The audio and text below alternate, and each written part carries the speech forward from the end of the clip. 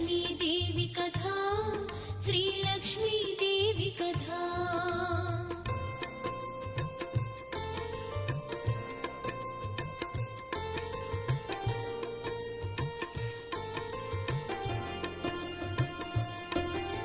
समस्त जगमुलु रक्षिंचे सकल ज्ञानमूर्ति ఎవరింత తాను కొలువుండునో కలుగును వారికి కీర్తి సకల సంపదల మూలము సుమనోహరి లక్ష్మీ